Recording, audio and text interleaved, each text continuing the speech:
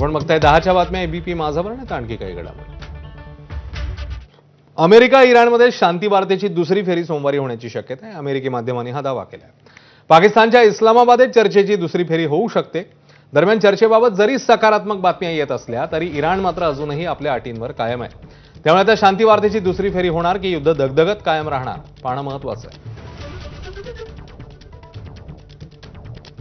दरम्यान शांतता चर्चेच्या पार्श्वभूमीवर ट्रम्प यांचं चक्रावून टाकणारं वक्तव्य समोर आलेलं आहे. शांतता करार जर झाला नाही तर शस्त्रसंधीला मुदतवाढ मिळणार नाही असं डोनाल्ड ट्रम्प म्हणाले. बुधवारपर्यंत शांतता करार व्हायला पाहिजे, अन्यथा दुर्दैवानं आम्हाला इराणवर पुन्हा एकदा बॉम्ब वर्षाव करावा लागेल असंही ट्रम्प यांनी म्हटलंय.